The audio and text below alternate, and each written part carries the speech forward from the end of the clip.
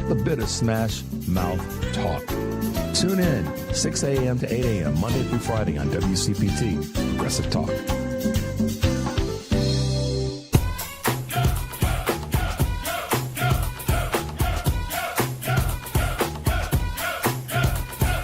Hi, my name is Audra Wilson, and I'm the president and CEO of the Schreiber Center on Poverty Law. You can visit us at www.povertylaw.org. Hey, cousins. Now it's time for the Family Meeting News. I'm Michelle Peltier. Here's what we're following on the Family Meeting. Days after a tight U.S. Supreme Court ruling that states, including Illinois, could keep counting mail-in ballots cast by Election Day that arrived later, Governor J.B. Pritzker and other Democratic governors came out against a separate proposed rule change to curb mail-in and absentee voting.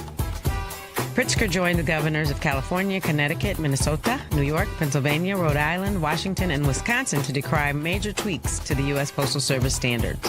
Among DT's proposed changes is the creation of a federally managed voter list.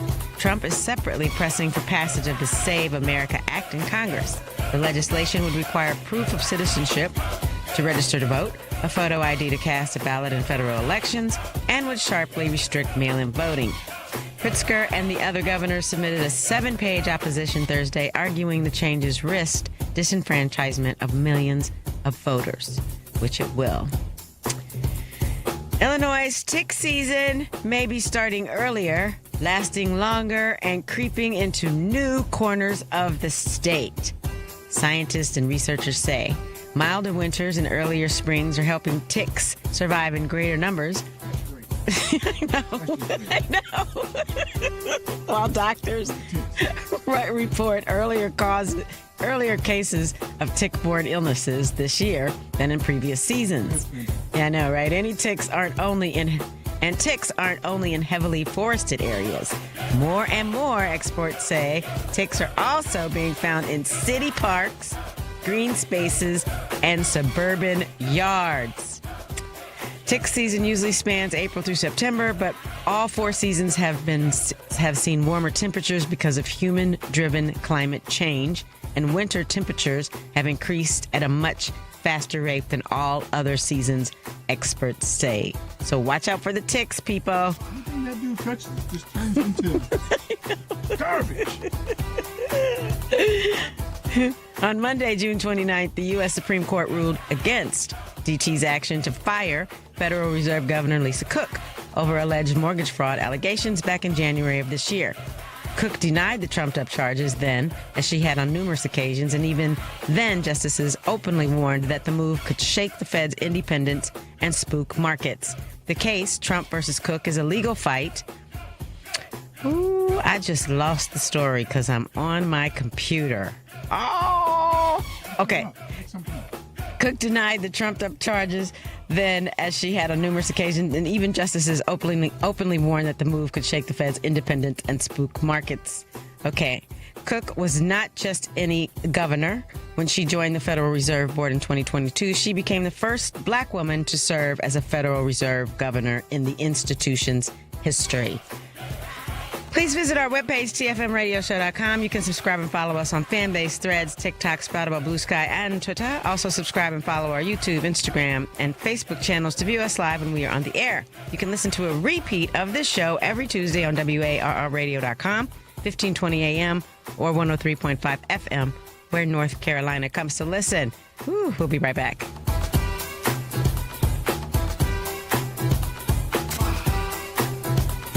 Hey, Family Meeting cousins. As you know, we created a Patreon Family Meeting subscription and membership page to include you great listeners in our effort and give you a chance to very economically promote your business, organization, or local event. You can contribute as little as $5 per month to get your message out and support the Family Meeting as a viable voice. We know you appreciate our permanent interest dialogue, get up and dance playlist, and our great guests who stop by. So become a cousin and go to our website, tfmradioshow.com, and click the link.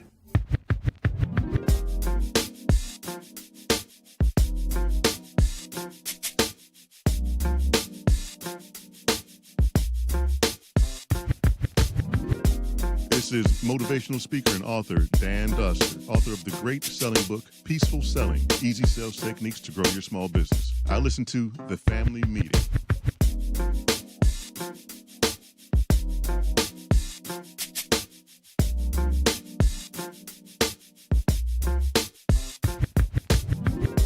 Michael Hinton, assistant principal from Paul Revere. Go Raiders, and I listen to the family meeting. You're looking at me all funny, man. What's wrong with you? Because You all right? Huh? the guy finished talking, and so never You mind. looked at me like Oliver used to look at me.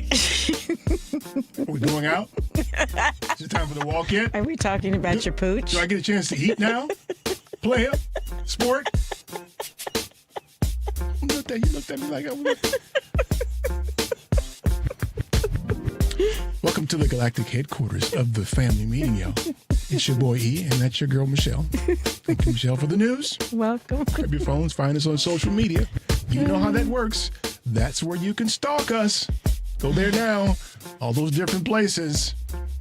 Also, be sure to visit the webpage. That's tfmradioshow.com. tfmradioshow.com. Archive broadcast, music playlist.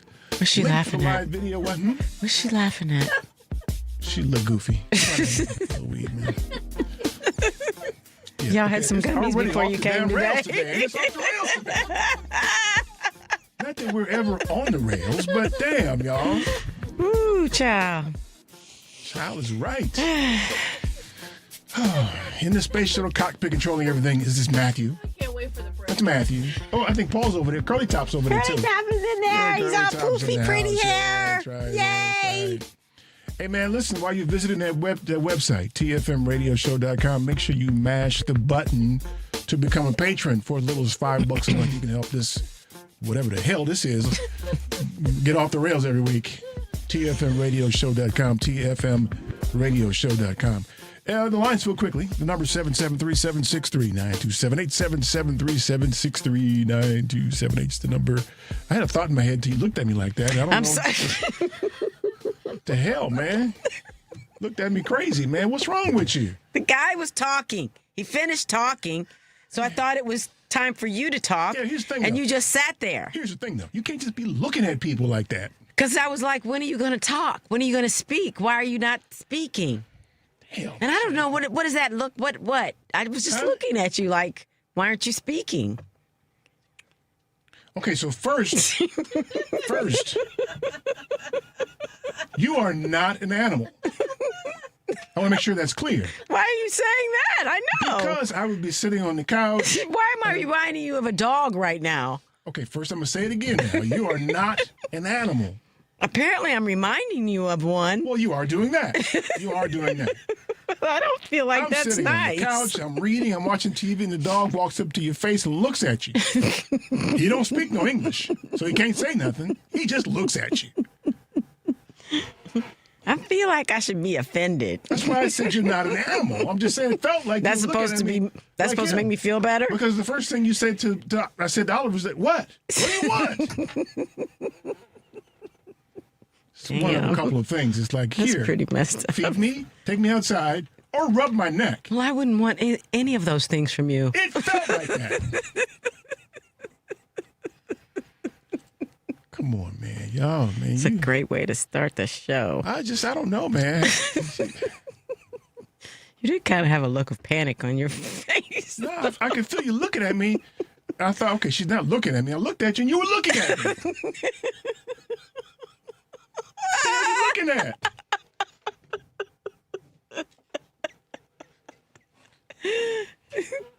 And it wasn't a glance. It was a look. So I was staring at you.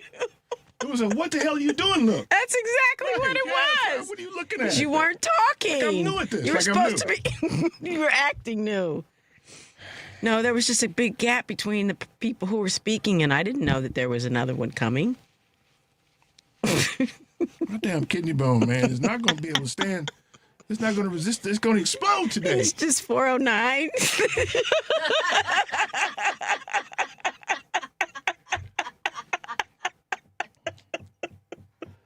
Woo-wee. So, listen, guys, we had, if you're in the Chicago area, you know this. If you're not, you don't. You may. We had tremendous storms roll through here the last couple of days. Yeah. Yeah.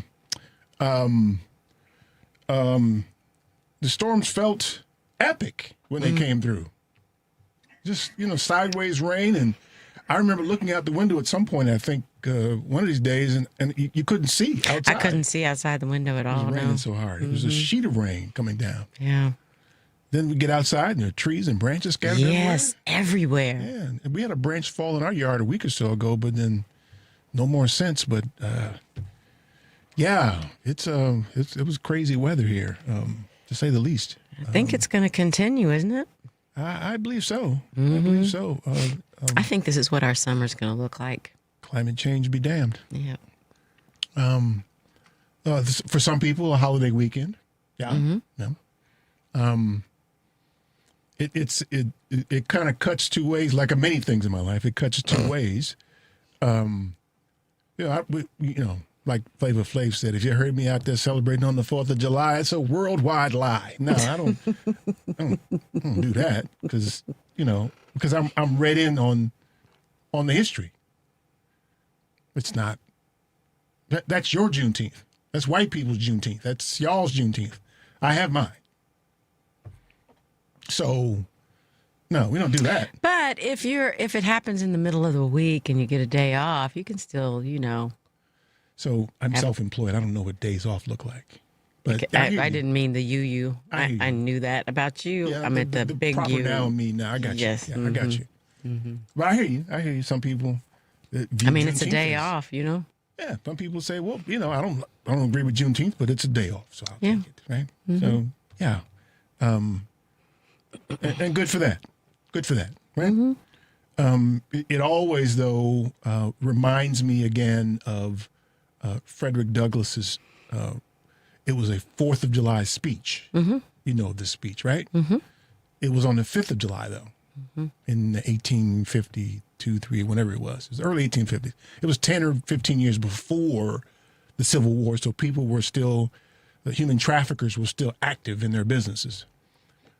Slaveholders were still in their business at that point. So Frederick Douglass, if you don't know Frederick Douglass, please read up on him. He's a tremendous story. At the time of his living, it was thought that he was the most photographed person in the country, maybe in the world, during his lifetime. And I use the word person on purpose because it wasn't most photographed black person. It wasn't most photographed man. It was most photographed person in the country and probably in the world. Why do we think that's so? He took a lot of pictures on purpose. I see. Because the move, well, what they felt during that time, what history tells us, is that they were not viewed, black people, as being human. Mm-hmm.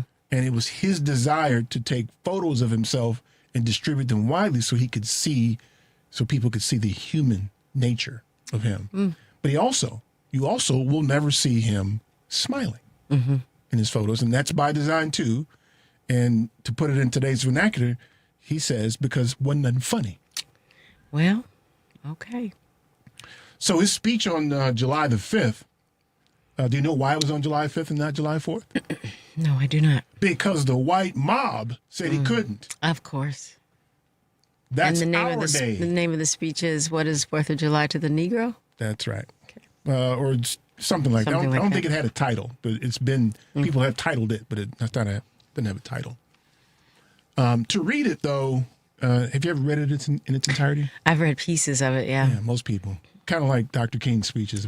People kind of piece through it. But if you read it in its entirety, it feels like he overdid it in his effort to demonstrate humanity.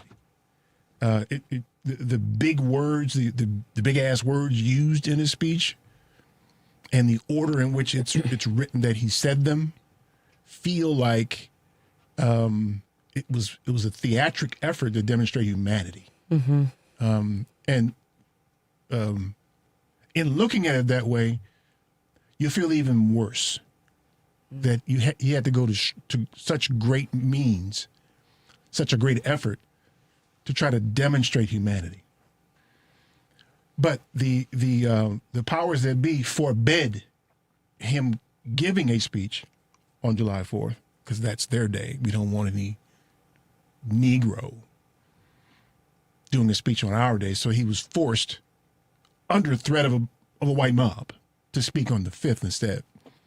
And I think that the audience, again, none of us were there, but it's reported that the story's told, the audience invited him to talk about his journey and what it is to be an American and how he overcame.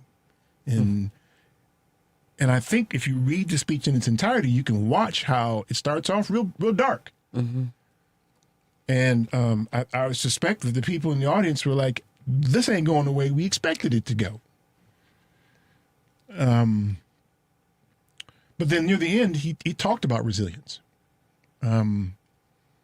It's worth reading. If you haven't already, it's worth reading if you can get through all the big-ass words. It's definitely worth reading. This time also gives, for those of us who don't celebrate or who want to take issue with celebrating, it tends to bring up, in one way or another, discussions of reparations. Reparative.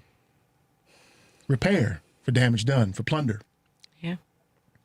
And I heard a great analogy in an open discussion about reparations. Young man arguing for reparations asked another young man who disagreed with it for a myriad of reasons. Okay, watch this. If your mother's car is stolen, you know where I'm going with this, Michelle, don't you? I think so. Yes, your mother's car is stolen, and I've stolen your mother's car, and I give it to my son. You know where I'm going, Michelle, don't you? Is it still your mother's car? Mm-hmm. Yeah, sure is. Right. And if my son decides to give it to his cousin, it's still my mother's car. And the cousin says, you know what? I'm going to give it to my sister. Still my mother's car. Still your mother's car. Yep. So stolen items remain the property of the person it was stolen from, no matter how many times you push it around or how long time has passed. So you're going to have to pick a lane, partner, right? If it is the case that it's been too long or you didn't do it, then I'm coming and stealing stuff from you for my children. And once I give it to them, it's no longer yours. Stealing begets stealing is what you're saying? I'm saying if your rule is that if I've given it to somebody else and it's not mine anymore, then it's not yours anymore. Then you can lay no claim for it. If that's the rule. Of course, you know how those conversations go. I was going to say, you know that there are no real rules. Yeah. I mean, there are pretend rules and then there are rules. Yeah. The day that they commemorated yesterday is a day of, it's actually the declaration. It's not it's an anniversary of a declaration. It's not a formation of the country thing in its truest sense. But, you know, we'll play along. It was a declaration from tyranny and taxation without representation and on and on and on. It was that. But from many of our people's standpoint, it was a declaration of independence from tyranny and exploitation and taxation without representation for only certain people. Freedom of religion too, right? Freedom of religion too. It was also freedom from tyranny, taxation from representation, on and on, so that you could then issue tyranny and taxation without representation on other people. I see. As a side note, just like Israel, by the way, who were persecuted, who wanted their own land so that they could persecute other people. Seems to be a pattern, huh? So for those of us who try to look for, in addition to having a day off, if you are so inclined, those who want to look for a silver lining, it's an opportunity to reflect on the history of resistance. To match up the resistance involved with your revolution, with my revolution, and the people who I view as my heroes, as my brilliant minds, much like you do attach brilliant minds to the human traffickers who did what they did for themselves. It was a Declaration of Independence for white dudes, not for women. Oh, for sure. Not for Native Americans, not for Asians, not for black people. Yep. It was a Declaration of Independence for white dudes who own land. Not even the poor whites. It wasn't even them. But you look at the History Channel and it's, hoorah! It's that. Tell the whole history if you're going to tell it, man. Tell the whole history. Now, why would they do that? I know. But let's talk about what's next then, right? With y'all celebrating your history year, they've started to aim the guns at you now, so we'll see how that goes. The number is 773-763-9278. Stay tuned for more of the Family Meeting.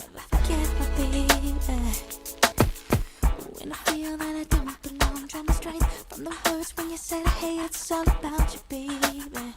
Look deep inside you, baby.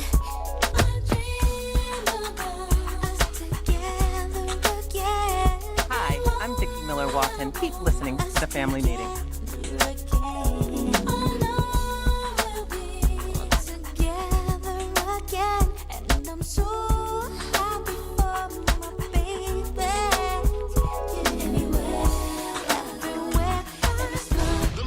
Of Darnell Lyles is ready to help you. Whether it's personal injury, criminal, DUI, and OWI, nursing home, product liability, it doesn't matter. Call 219-939-9LAW. That's 219-939-9529. That's right. When you're driving and get into a wreck. You better call Darnell. Had a few drinks too many? A cop hits you with a DUI or OWI? I think you better call Darnell. Arrested and facing criminal charges, misdemeanor or felony? I think you better call Darnell. Purchase a product that causes you or a loved one harm? I think you better call Darnell. When your loved one is neglected and abused in a nursing home? I think you better call Darnell. That's right, you better call Attorney Darnell Lyles and get represented right. And the first consultation is free. Yes, free. So call right now. 219-939-9LAW. That's 219-939-9529. Attorney Darnell Lyles. Darnell Lyles. Calling all valued members of the American Veterinary Medical Association, or AVMA. Your future retirement goals can be achieved. Introducing the AVMA Retirement Plan. Tailored to meet the distinct needs of veterinarians with streamlined administration and reduced burdens. Vets enjoy unrivaled benefits that include service provider oversight, knowledgeable expert investment guidance, and delegated fiduciary services. Veterinarians who use this plan can say goodbye to annual retirement plan audits and annual retirement plan tax reporting. Veterinarians, you can enjoy retirement your way with customizable plans to suit your practice's unique structure. From eligibility to vesting schedules and more, elevate your retirement journey with AVMA's specialized plan. Learn more by sending an email to polaris@polarisadvice.com. Secure your veterinary legacy starting today. Email us at polaris@polarisadvice.com. Securities offered through LineStreet Financial, LLC, member FINRA and SIPC. Investment advisory services offered through Polaris Wealth Management, LLC. Polaris Wealth Management and LineStreet are not affiliated. Hey Chicago, are you always on the go? Take the new Shy 311 app with you to find the information that you need, submit non-emergency city service requests, and much more. Download the new Shy 311 app, built with Chicagoans for Chicagoans. That's Shy 311 on the App Store or Google Play, or check it out online at 311.chicago.gov. Stay informed with Shy 311. It's your gateway to Chicago services.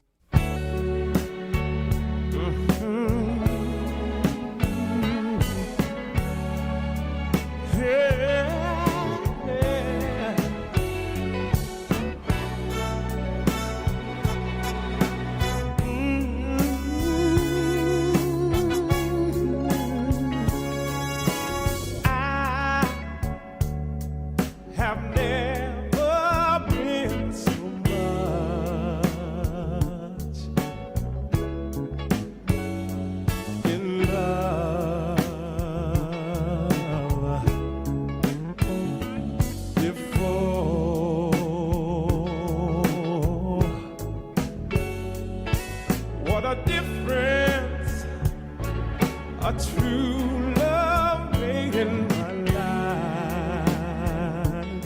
I'm Michael Fosberg, and I run a diversity training company called Incognito Incorporated. Look for me online. Welcome back to Family Meeting. Yeah, y'all. 773-763-9278.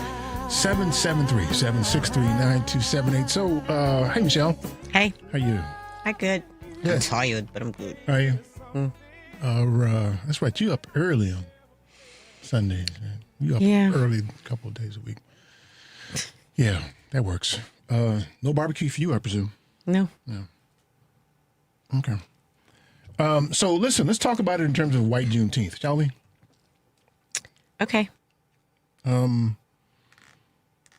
So we've been telling, we being those of us who've been put upon, we've been telling allies that law enforcement was out of control. In general, or it's at a specific time and place? In general. Okay, yeah. In general, i.e. the Black Panthers. Okay. Didn't listen. Country didn't listen. The allies didn't listen. We've been telling allies that the justice system is out of control. Justice system works perfect, according to the allies. So now they've aimed the federal law enforcement at allies. ICE and other federal agencies, FBI is investigating somebody now, I read somewhere, without any real means. I think they're, what's the guy who used to be the FBI director, the tall guy? Comey, yeah. They're investigating him, or they indicted him or something, I think. That's not the first time. Yeah. They tried before. Yeah. They're not doing it because he's an ally, though. No, I'm saying that his activities were that of an ally, and they aimed themselves at him. Some of his activities, some of it wasn't. But I was going to say he was, no. Yeah, it was decision to, anyway, they aimed themselves at him. Any number of people. In fact, they've killed people. Mm-hmm. Killed, imprisoned people, indicted people. And all it does in this system, all it does is it requires you to get yourself in debt with lawyers. Yeah. To try to stave off the federal government, who has endless resources. Yep. That's pretty much the point of it. Yeah. So what I want, and I'm only talking to allies now, the other people who endorse this, whatever, the allies, we move forward in or with this when you begin to acknowledge that those of us who've been put upon were right. I mean, you have to admit, okay, they were right. I'm seeing more and more of that all the time, though. Yeah. I've told you on many occasions I feel like the conversation has changed. It's not the same as it was before. Yeah. But what they do too often for me is they characterize what's going on as different. As different than what? Than what we said it was. I mean, this is different. Or they've changed things. And my argument is they haven't changed things. They just aimed it at you. Well, I mean,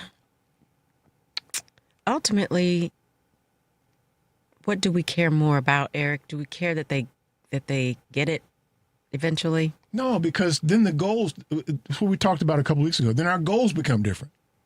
If they think things have changed, if our allies thinks things have changed, instead of it's the same thing, it just expanded or it's been exposed. If they can't acknowledge that, then they're seeking a different goal than we are. We're not talking about doing this. We're talking about attacking the same problem, but to different ends. And I think it requires the allies to acknowledge, okay, y'all were right. We can't, It can't just be we have to stop law enforcement from aiming themselves at us. It has to be we have to stop law enforcement from aiming themselves at anybody. At anybody, right. But again, I'm seeing those conversations happen. They have to acknowledge the goal has to be, let me restate the goal. Who you thought the country was, you have to begin to acknowledge that isn't who the country was before they aim themselves at you, right? You have to, that the country isn't what you thought it was. Right. And that you have to pursue, okay, I'll say it this way. We need our allies to pursue what you thought the country was, but after you acknowledge who the country is. So fairness for everybody it should be our goal, right? Right. And you say you hear people acknowledging or indicating that that's what they want to pursue. The reality is, I feel, and this is again, I'm being careful to say I feel this way, that human nature will. First off, those who are aiming themselves at our allies will some point discover, like Lincoln did, that there's some value in just stop aiming it at them and we won't have as much of a resistance. And I feel like our allies will grow satisfied with that. They may be indicating that they want more than that, but they'll stop when it stops aiming itself at them. Yeah, I don't think so. I mean, I hope not. So the goal for me has to be a pursuit of who you thought the country was, and you have to acknowledge that you thought the country was something that it's not. If you don't do that, then you expose yourself to the opportunity to stop your resistance when it stops aiming itself at you. I think that's just you. I feel like that's human nature. Sure. I get that. But I mean, I don't know what to tell you. We'll have to wait and see. I feel like it's a whole different ballgame now. Wait and see. Isn't that so dangerous? Shouldn't we be working I feel like it's happening now, right? Okay, it's I'm glad unfolding you said you now. feel like it, It's unfolding now. If I didn't feel that way, I wouldn't be paying attention to these conversations that I'm hearing. Yeah. I mean, I'd rather we didn't. I'd rather we didn't wait and see. Go ahead. Okay. I said that I feel like there's progress happening, but we have to wait and see. I mean, it's happening. We have to see that it's happening and wait and see if it really unfolds the way we think it's going to. When I say wait and see, I don't mean like we're just going to wait and see, right? I feel like there's progress. There's movement. Okay, I think we're talking in the same direction. But when I say I don't like wait and see, I think that the language that's used to describe what you're resisting is important, an important indicator of what we'll see. Right? If it is, we need to stop them from doing this, that's not good enough. Right. If it is, we need to completely reimagine law enforcement. That's different language. Agreed. It has much of the same goal embedded in it, but it's different language, and I don't hear that often. Like, and I don't want to get into who they are, the Democratic Socialists, but if you look at their platform, they indicate this in writing, in their platform, and I don't really see it anywhere else other than from people like Black Panthers and NAACP. I don't really see it anywhere else. That doesn't mean I've looked everywhere. It could be somewhere that I don't see.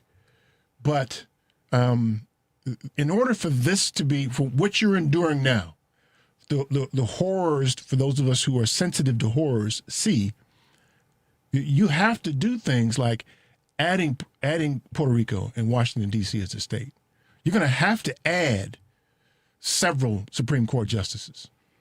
You're going to have to abolish the Electoral College. I need to see language like that. That's the kind of language that indicates to me that they won't stop at they've stopped aiming themselves at us. And I don't see it as often. I don't know if you see it very often. I see it more than I ever used to. I see more and more all the time.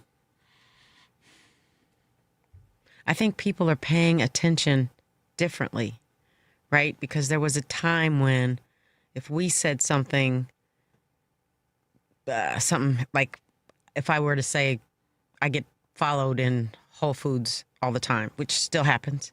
I would too. For you? I know her ass stole something. Check her pockets. I am not a thief. Oh, you look like it though. What does a thief look like? You got something in your pockets right now. You and I are going to just, okay. Oh, where's the bottle? Can I? Look at you. See? A violent criminal. Look at you. You want to hit somebody with a bottle. I want to hit you with a bottle. See, ICE need to come get your ass. You just being all kinds of foul today. Anyway, there was a time if I would have said that, a white person would have said, no, that's not true. I ain't talking about white people now. You may be, but I'm not. Okay. I am talking about white nationalists, but I'm not talking about white people. I thought you were talking about our allies. I am. I'm talking about our allies. White nationalists are not our allies.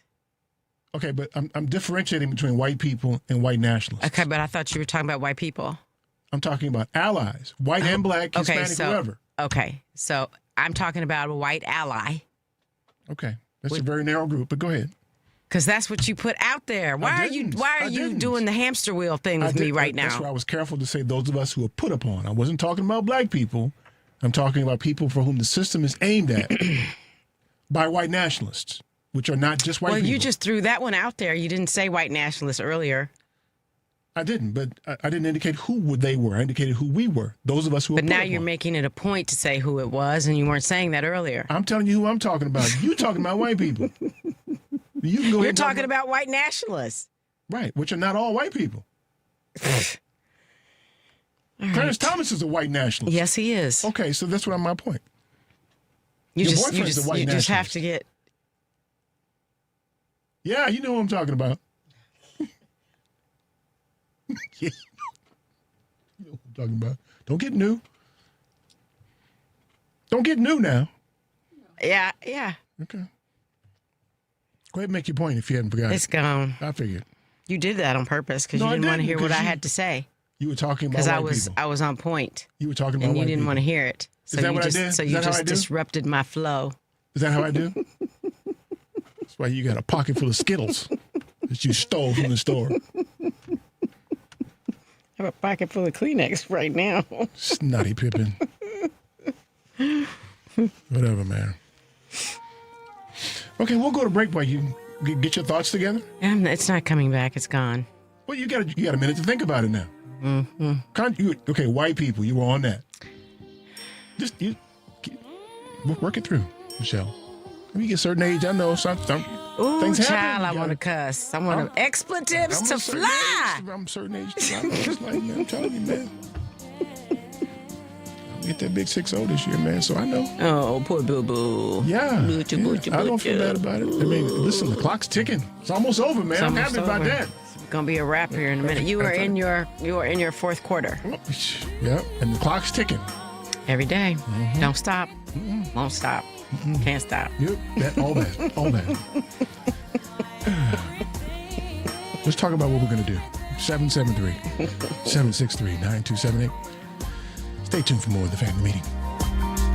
It's all because of you. I'm never sad and blue. You brighten up my day in your own special way. Whenever you're around, I'm never feeling down. You are my trusted friend. On you I can depend. You take me away. I'm Zena Smith, the owner of Masters Plus Tutoring Program, and the family meeting will be right back.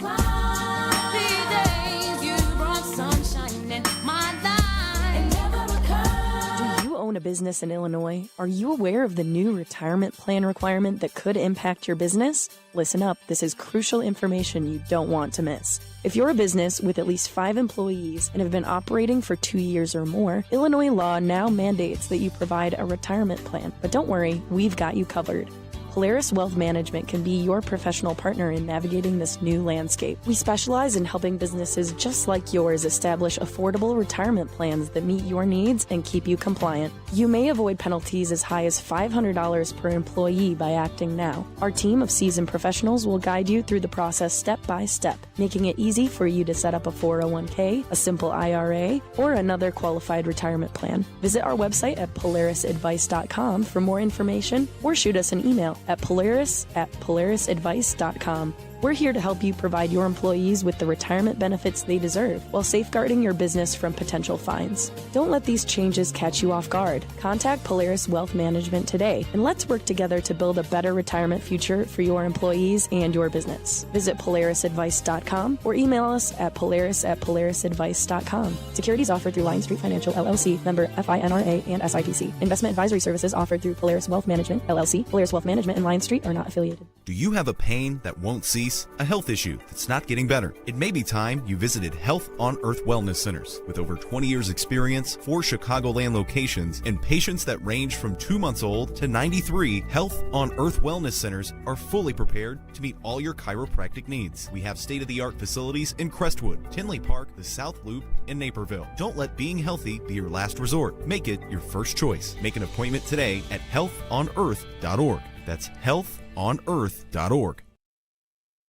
Itsashort.com. The website is itsashort.com, spelled ITSASHORT.com. We are the best designation on the internet for award-winning short film, video, and web series. Artists are from all over the world. They are award-winning from various festivals, but you can find us at info@itsashort.com, customer care at itsashort.com, and we'll get back to you straight away.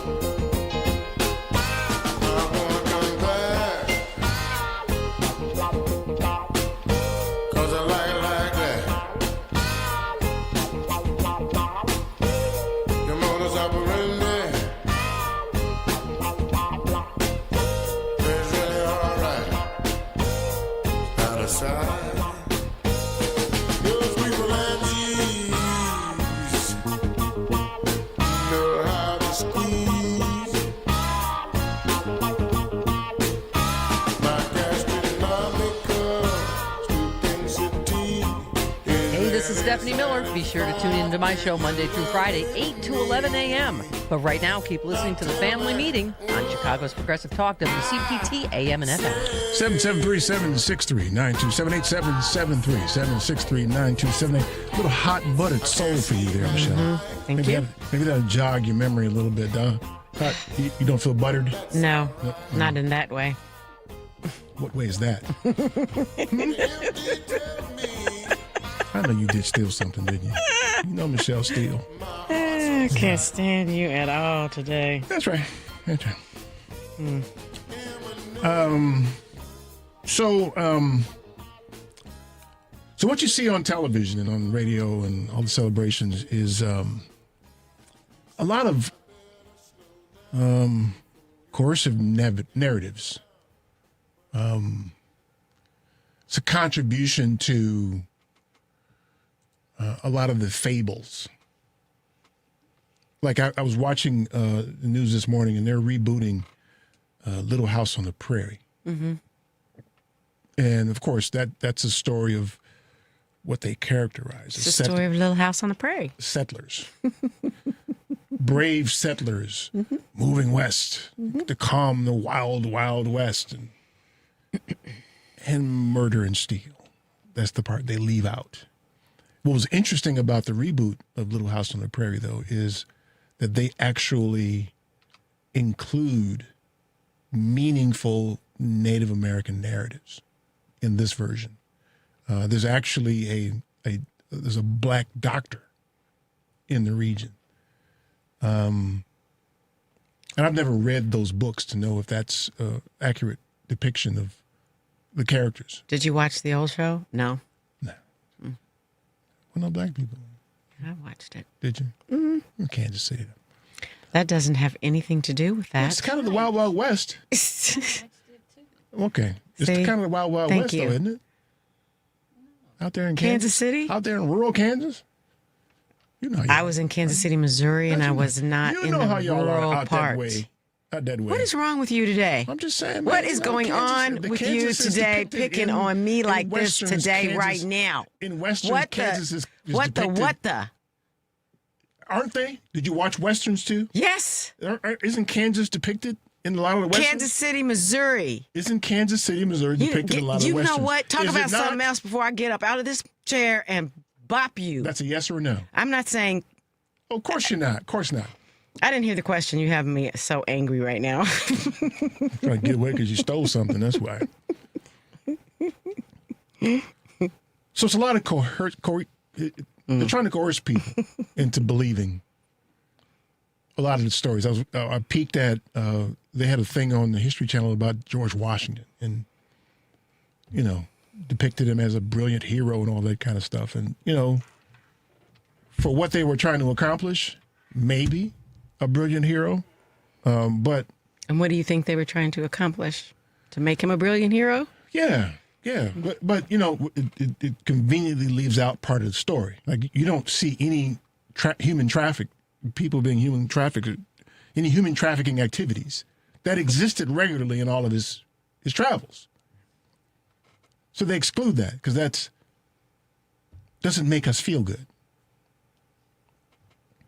So I was thinking to myself as you watch that Great American State Fair thing he did. Nobody went. So you saw the things they built were crumbling and falling apart. There was some white women dancing on the stage, and something fell on the stage. And they have baptisms too. It was ironic though that they shut it down because of heat, right? Well, and because they lost electricity and all kinds of stuff. But watch this though. They shut it down because of heat, and they sent people to cool off. In the African American History Museum. Right? Yeah. You just can't write it. You just can't make that up. It's These people fantastic. laying around on the floor in there and stuff. Hopefully you'll Vagrants learn laying some around. stuff, yeah. That's crazy, man. Let me ask you a question. Do you remember the bicentennial? I was in New York. It was 86, right? Yeah. Yeah, I was in New York then. So if you think about, I was 13. Are you talking about 76? Yeah. Okay. Okay. And I mean, I was a child, obviously, but if you juxtapose then to now, I mean, they were talking about that anniversary for the whole year. Every school was involved. This is why I know they really didn't plan it. They just took the money for it, right? Because there was a planning committee though. there were two. Okay. Yep. There was the real one, and then there's this. Well, they inserted one and redirected the money to it, so it went into your boy's pocket. That's exactly right. This mess that's going on now, but and that's really, it's so unfortunate because it is because I remember that whole year it focused on history. It was just partial history. Everybody in the country was involved. Your school was involved. People's jobs were involved. It was a national thing. It was a national celebration. And they have totally ruined it. It was partial history, though. Remember that now. But it was still but you get my point. It was an anniversary, and it was important, and everybody knew about it. And now I didn't even know it was several days until a couple days ago. I thought it was just going to be that one day where all of the artists, air quote, dropped out. But it's what 10 days or something is supposed to be going on? I have no idea. That's my point. No idea. So I just know continue. I laughed. I had a belly laugh watching these people laying around on the floor at the African American History Museum. African American History. Yep, can't make it up. No, can't make it up. I was thinking to myself though, what if this day came, and close your eyes for a second. Imagine if this day came, and we had Madam Vice President in the chair? Be a whole different ballgame. How much different it would look. It'd be a national celebration instead of a kook fest. Yeah. Yeah, it would have been. And people would have been genuinely happy. I mean, I don't know. You look at this footage from the tens and tens of people that are out there. They're not happy. Yeah. And you got to pay $20 for a turkey leg? What? I heard they didn't have food after the heat thing. They had some turkey legs and some pretzels. Yeah. I didn't, I avoided all of, I couldn't take the propaganda. It was like, no, what about, where the black people? I just, everywhere I looked, I was like. We weren't invited. But even the history, they had the last night, they had all the different stations had their own 250 celebration shows on. Mm-hmm. And I'm like, well, what about the rest of it, though? I mean, what you're celebrating is the beginning of 250 years of plunder and theft. All of this was built on plunder and theft. And yeah, I mean, to the extent that over the last 250 years, you have performed or done something worth discussing, World War II and stopping the invasions in Europe and the history of aid to countries that you have plundered. It's and all the heads of state that you've killed. So what would you want the celebration to look like, Eric? Well, first off, I don't know if I see a reason to celebrate. So I don't know that I can conjure up something to celebrate. I wrestle with Juneteenth. I mean, hooray, we're free, but it's tragic that that they kept it from me for a year. It's evidence of a crime is what it is. And I enjoyed the day off. Yeah, but doesn't it matter that we found out at all? It matters a ton. Listen, my girl Mary Elliott. You've seen her on. There's a show where they talk about the raising of the flotilla in I think it's in Mobile, Alabama, and Mary was one of the part of the crew who found the flotilla. Mary is the curator for the Middle Passage part of the African American History Museum. And Mary and I had this discussion a couple years back about Juneteenth. I'm like, why you wait so, I was mad that y'all waited so long to tell us. As you are. And Mary's like, no, it wasn't really that way. And she told me this is how you should look at it. And I said, well, maybe. We know Mary. Mary's the sweetest girl in the world. Part of me's like, that's exploitation for a year. It is. I'm happy we found out finally. But then what ensued from there was 100 and change years of Jim Crow. Congratulations, you've been elevated to second-class citizen. And the plunder, and then so some 4,000 or 5,000 people are lynched over the course of that time period, and nobody held accountable. Maybe I know too much. Maybe I should just dumb myself down. I don't think that that's the answer. I think that maybe sometimes you should consider looking at the cup half full instead of half empty. Okay, what's half full about being strung up and having your baby cut out of your body? You know what I mean, Eric. You know what I mean. I'm talking about you right here, sitting right here behind a microphone, you doing what you're doing right here, right now. I feel like this. If that hadn't happened, you wouldn't be here. If she hadn't gotten her baby cut out of her? I'm sorry. It's all awful and horrible.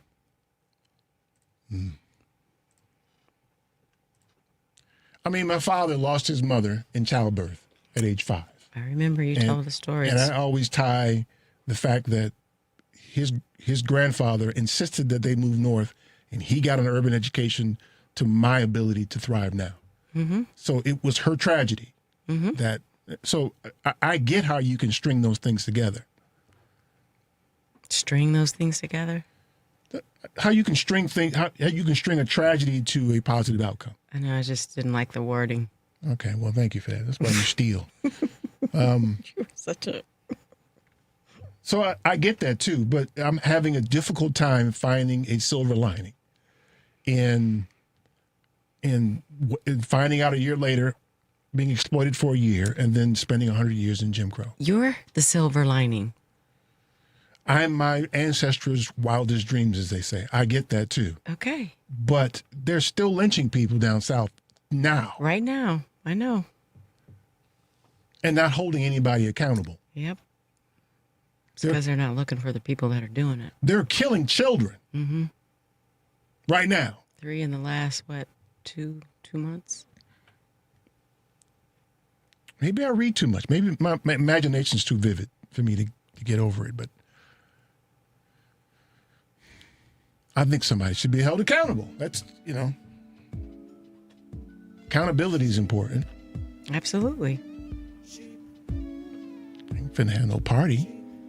Hooray, yay. I can't make myself do it now. I don't know. I think if everybody were rounded up and punished appropriately and properly, that you'd still find something wrong with it. No, I'm not aimed at anybody. I'm aimed at a system that is regularly holding people accountable. I'm not aimed at any one body. Okay. That's the difference. I still think you think that there would be something wrong with it. Yeah, if the system does not respond like it espouses to respond, then I got a problem. And I don't think the system has changed.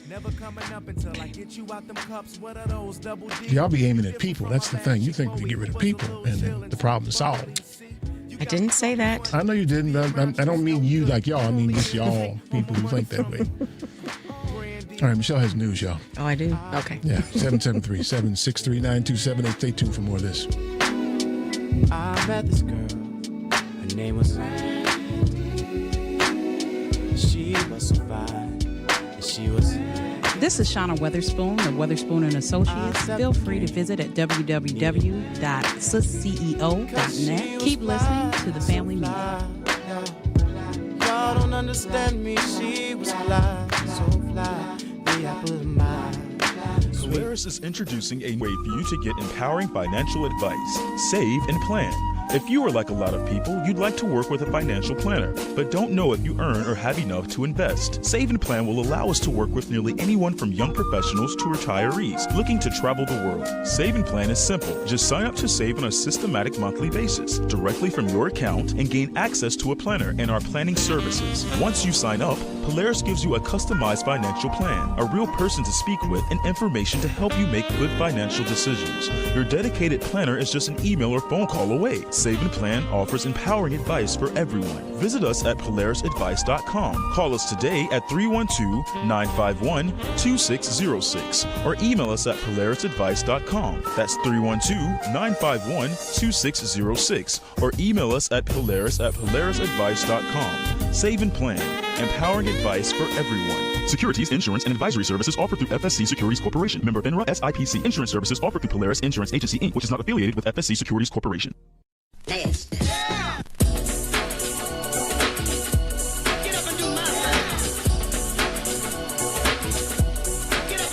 This is Miss Lady B, La Boricua. Now it's time for the Family Meeting News. Welcome back. I'm Michelle Peltier, and here's more of what we're following on the Family Meeting. Chicago Housing Authority today announced its 2026 summer programming lineup. This year, paid summer opportunities have reached 2,307 CHA residents ages 13 to 24, offering early exposure to career and education pathways while helping curb summer learning loss. Among the programs available this summer is the Peace Players Chicago, a youth development initiative offered through a partnership between CHA, Peace Players Chicago, and Intentional Sports. The program offers a unique blend of basketball, leadership development, career readiness, and peace building for male students ages 13 to 15. They will earn a $600 stipend for their participation. And it was so successful last year that it has expanded to a second location this year. The Peace Players is just one of CHA's several summer programs. Many of CHA's summer programs kicked off last week, and most last through July 31st. I think it should be a little longer. But anyway, it's at the end of this month. Anyways, a couple of the programs that they're going to be partaking in: become an animator, become a filmmaker, be your own boss, CHA student internship program, day camp counselor in training, 2026 summer mural program, learn and earn, and the one I'm excited about, Summer of Code, where students can learn how to develop a mobile app from scratch, which I think is very cool.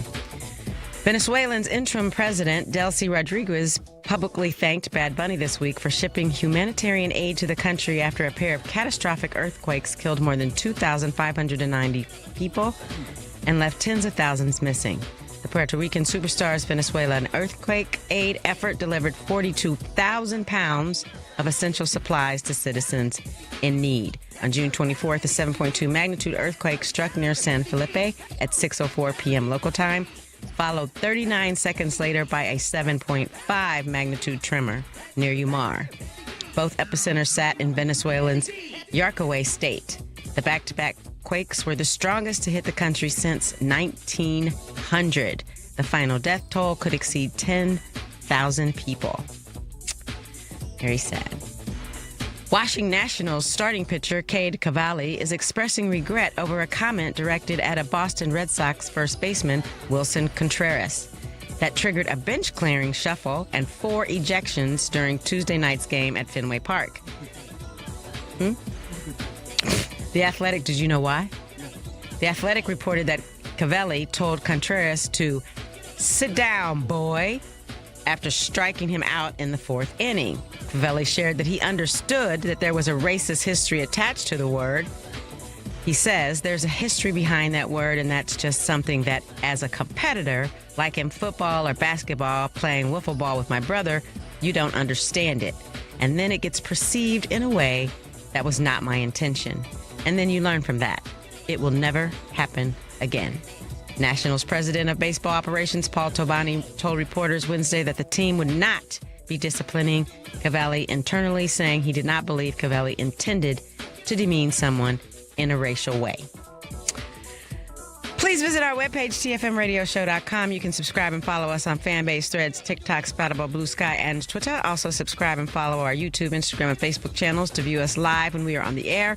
You can also listen to a repeat of this show every Tuesday on WARRradio.com, 1520 AM, 103.5 FM, where North Carolina comes to listen. Don't go anywhere. We'll be right back.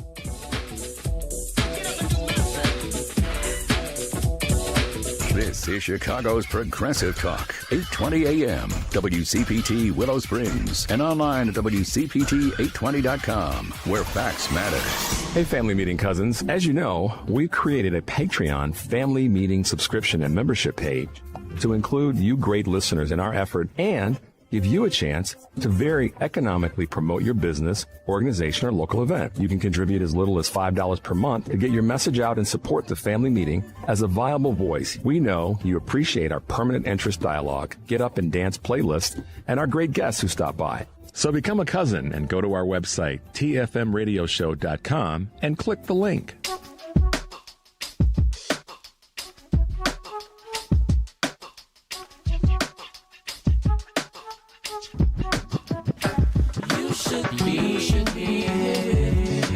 You should be here with me, baby. Girl, you know you drive me crazy. You should be here with me. Girl, I just want you should be here in the morning time when I'm making my breakfast. You should be here beneath me to feel me, to heal me. You should be here to ride me, to trap me, then climb me. You should be here.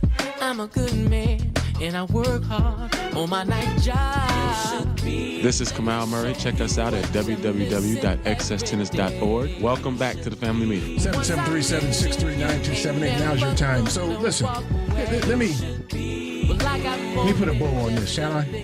And then y'all can. Is that what you're calling it? Okay. All right. Hamburglar. Robble.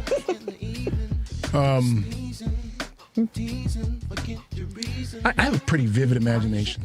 Really? Yeah. Oh my. I'll give you an example. I've told this story before. My wife and I went out to Plymouth, Massachusetts. Remember the whale watching? Yeah. We got this little bitty ass boat. Little Gilligan's Island looking boat. We went way out. So far out you couldn't see the damn shore. We was that far out, wouldn't we? Absolutely. And then the whales appeared. Did you have life jackets on? Yeah, man, probably. It was long enough ago, but I remember thinking, okay, those things are big. They're We're very gonna big. die. They're bigger than the boat. Yeah, for sure. They're bigger than the boat. And so the captain comes on and says, well, they're breaching. And then one of them was sticking one of his fins or her fins out of the water and slapping the water. This is a giant sea monster. Wow. Slapping the water. It's like boom, boom. Yeah. I'm like, yo, man, let's turn this boat around, man. That thing is waving us to go away. Let's get out of here, man. That's a sea monster. I'm surprised you did it anyway. I didn't expect them to be that big. I really didn't. I didn't. What? Come on now. I've seen them relative to school buses. I've seen that they're big. This is your problem. This is it. That's it. my problem. Mm-hmm. Have you diagnosed that's your me, Michelle? issue. I have clarity right here in this Okay, moment. tell me what my problem I is don't then. need to. You know it. If I did, I wouldn't be asking you. That I'm afraid of sea monsters? What do you mean? Mm-mm. Okay, but here's the thing. I don't care what you think. I know right? you don't. All right, so here we go. Maybe my imagination is too vivid. Maybe that's the case. Because what I see, what I'm looking for when you depict history like they did with George Washington this morning, is I'm looking behind George for the black people. Sure. Because I read that he trafficked humans. Yeah. I want to know where they are. Well, they wouldn't put him on camera. They didn't have cameras then, Michelle. I mean, they have cameras. They don't want evidence of the trafficking. Then, yeah. Yeah. So, I'm looking for that. And I'm like, yo, this ain't real. There's no black people here. Where are they? Like the Jetsons. Couldn't watch the Jetsons. That's funny. Couldn't watch them. I never could watch them. I struggled through the Flintstones.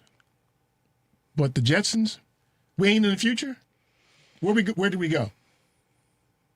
Always been that way. So it feels a little bit disingenuous to wave a flag and celebrate independence from tyranny so that you could impose tyranny on others. And that's the way I understand the sequence of events. And if I'm wrong, if that's not what happened, then correct me. I'm willing to be wrong. But it seems that history tells us that that's what happened. And I find it disingenuous. Wave your flag around so that you didn't mean me. When you declared independence, you didn't mean me. No, you're a downer, Eve. We're trying to have hot dogs and burgers. And what are tan chips? Who got the weed? Y'all want to do that. I'll stop. How about I stop? You don't. This your show. You get this your world. I know whose show it is. You get to do whatever you want to do. I'm a grown-ass man. Then why you ask me the question? I didn't ask you no question. You said, I'll stop. It was rhetorical. Oh, okay. You can't tell the difference, can you? You thieves, man. I tell you, man. Y'all just be... I don't know where this narrative came from about me being a thief, but okay. Okay, y'all tell me. Look at the screen. If you're watching YouTube, look at the screen and tell me Michelle don't look like she stole something. She got something in her pocket right now, packing Now-Laters or something, don't you? Kleenex. Kleenex. Where'd you steal that from? The bathroom. See? You didn't buy it, right? No. Right, okay. I think that's the definition of theft. It's not stealing. Oh, okay. Okay, here we go. I'm using it on another place. I'm using it on my nose and not my. Another place. It's there for anybody to have. I'm just not using it for what it's designed for. So, you know. Yeah. No, I don't know. I know what you're talking about, Michelle. I'll just be walking into it, man. Just be walking into it, man. All right, let's see what's on. Let's see if Ron can help us save whatever the hell's going on here today. Hey, Ron, what's up, man? Hi, Ron. Hi, Michelle and Eric. You were talking about black people disappearing from historical pictures. If I remember right, the crossing of the Delaware by Washington, there used to be like 2 or 3 black men in that picture, and they've since disappeared. And then we go to Trump was standing or speechifying in front of the reenactors of the soldiers who fought in the Spanish-American War. Now, the heroes of that battle were the Buffalo Soldiers.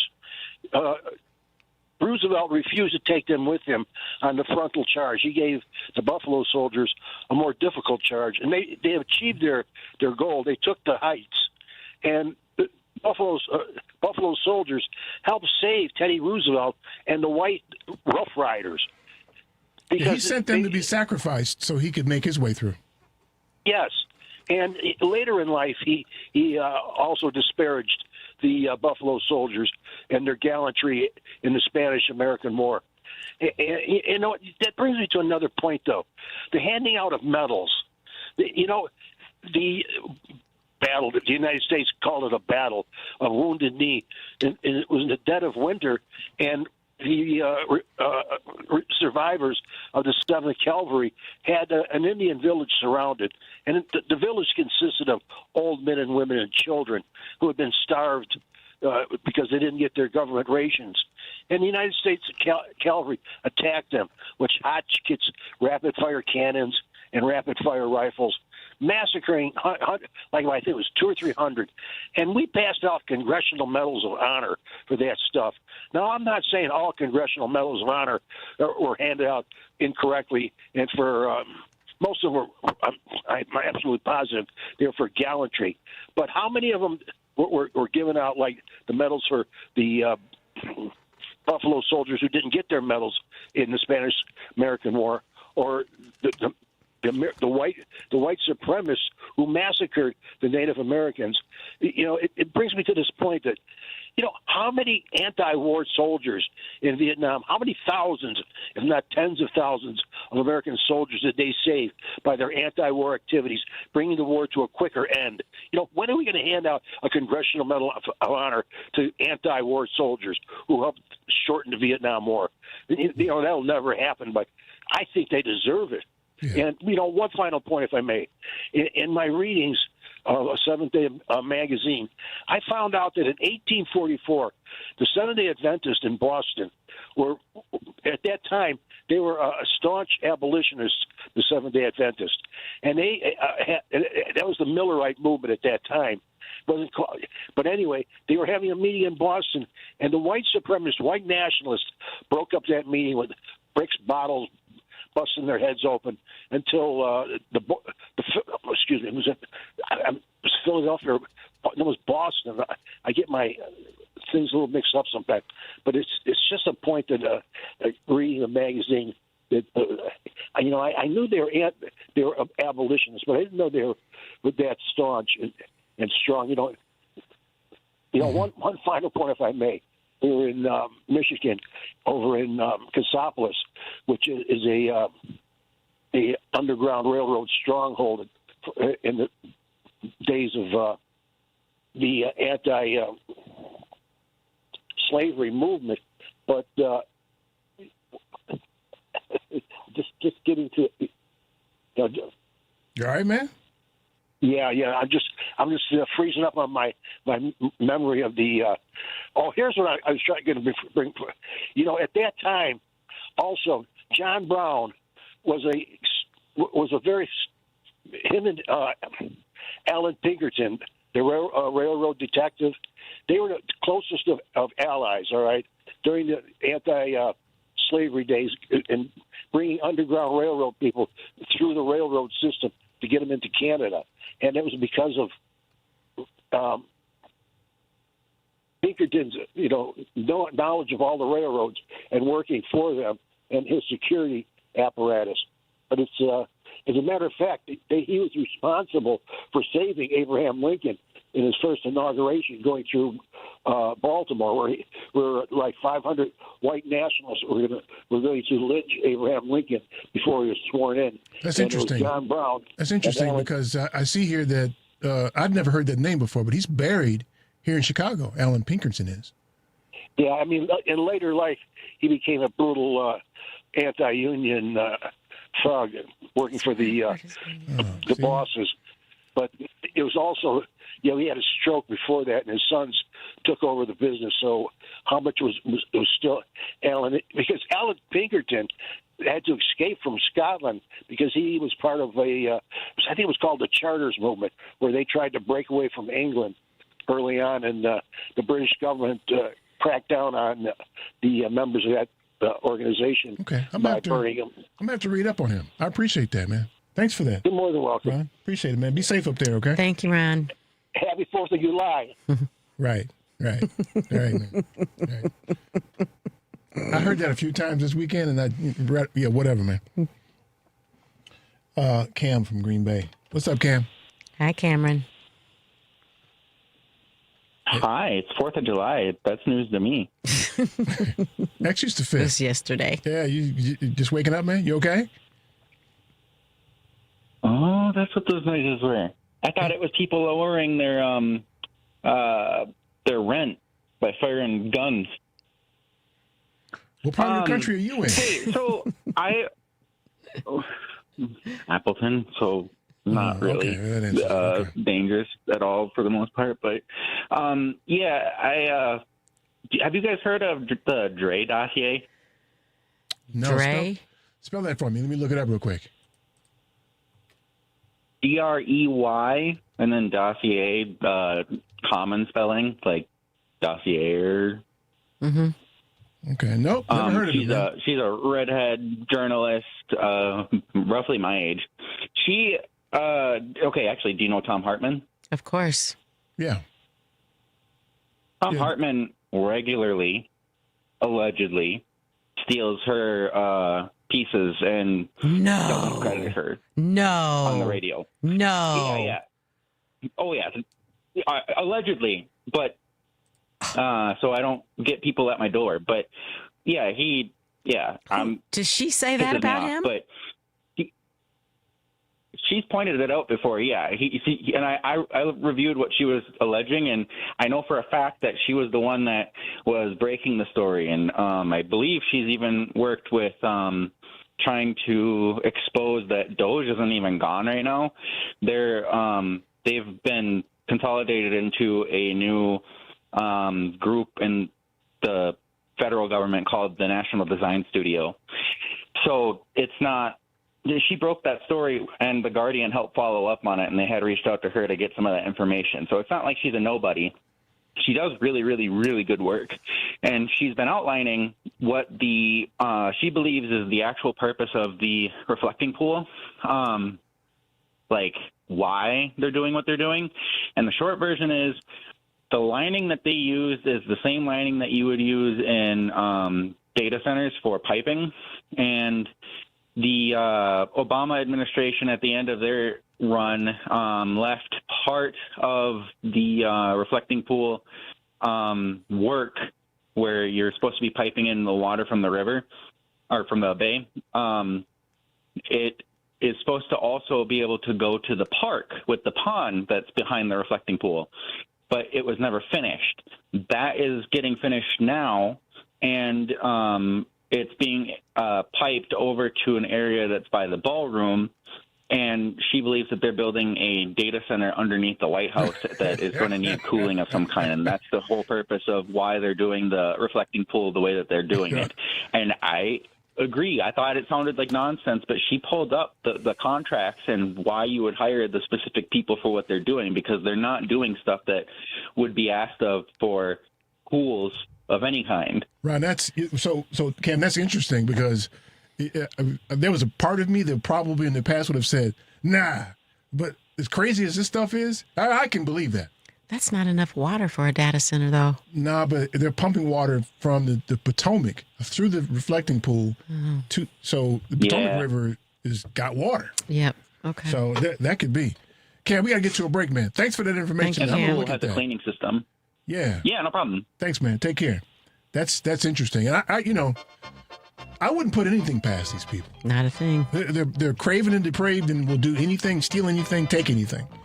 And don't care what you think about it. Nope. Did you see the gold scissor moment? No. What happened? I hear music. That's right. I'm not new. I'm testing you. That's right. Yeah, I wouldn't put it past them to be doing that, building a data center down there. And there's all kind of stuff. It's going to take y'all 2 generations to unwind all of this. Oh, for sure. We'll die waiting to see this stuff corrected. Yep. They're doing a fantastic job of doing their evil deeds. Amazing job. They're talented at being evil. I don't think we're going to have 2-term presidents for a while either. Oh, my God. Yeah. Anyway, 7737-639-278. Stay tuned for more of the Family Meeting.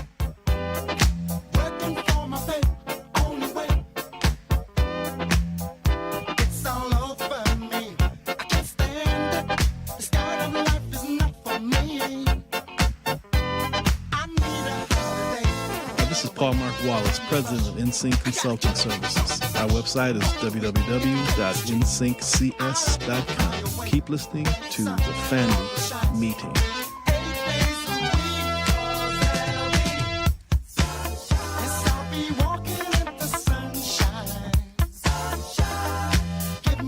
Polaris is introducing a way for you to get empowering financial advice, save, and plan. If you are like a lot of people, you'd like to work with a financial planner, but don't know if you earn or have enough to invest. Save and Plan will allow us to work with nearly anyone from young professionals to retirees looking to travel the world. Save and Plan is simple. Just sign up to save on a systematic monthly basis directly from your account and gain access to a planner and our planning services. Once you sign up, Polaris gives you a customized financial plan, a real person to speak with, and information to help you make good financial decisions. Your dedicated planner is just an email or phone call away. Save and Plan offers empowering advice for everyone. Visit us at polarisadvice.com. Call us today at 312-951-2606 or email us at polarisadvice.com. That's 312-951-2606 or email us at polarisadvice.com. Save and Plan, empowering advice for everyone. Securities, insurance, and advisory services offered through FSC Securities Corporation. Member FINRA. SIPC. Insurance services offered through Polaris Insurance Agency, Inc., which is not affiliated with FSC Securities Corporation. Hey Chicago, are you always on the go? Take the new Shy 311 app with you to find the information that you need, submit non-emergency city service requests, and much more. Download the new Shy 311 app, built with Chicagoans for Chicagoans. That's Shy 311 on the App Store or Google Play, or check it out online at 311.chicago.gov. Stay informed with Shy 311. It's your gateway to Chicago services. At Saga Martial Arts, we're dedicated to preserving the traditions of Shorin-ryu Karate. Our dojo is more than a place to learn martial arts. It's a place to build respect, self-discipline, and confidence. Whether you're a beginner or an experienced martial artist, young or old, we offer a supportive environment for you to grow. Join our community. Embrace the rich history of karate and discover your strength both inside and out. Saga Martial Arts, where tradition meets excellence. To book a lesson, give us a call at 312-927-0184 or send us an email at karateinvillapark@gmail.com.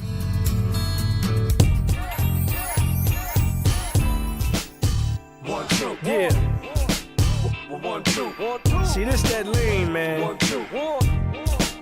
1, 2. See, this is what separates us from everybody else, you dig? 1, 2.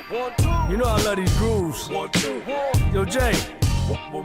Let's get them. Something but a saw for the summer.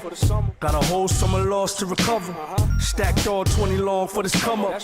With jars of the sea moss in the cupboard. No dealing with gringos this summer. It's Julio mojitos met with the umbrellas. Yeah, my whole vibes, a whole vibe. Armor all wheel drive, we outside with all these women. Hey, you tripping. bro, you better shoot your shot, no Ben Simmons. I would juggle 3-4 tops, but Ben finished. Ain't no woman like the one I got, but she get it, man. Listen, let's get Hello, this is Drunk Ass Adrian. Welcome back to the family meeting. 773-763-927. Let me give a quick shout out to my man Tracy Lee. That's his song there. Tracy's a classmate of mine from Howard. He's a rapper, really good rapper. He's also an attorney. Of course he is, because he went to Howard. Yes. That's right. Check out Tracy Lee's Butter Soft. Yes, Butter Soft. Butter Soft. Butter Soft. That's right. Say it again. No. Please? No. Just the way you did it before. No. Like that. You know, Butter Soft. Like that.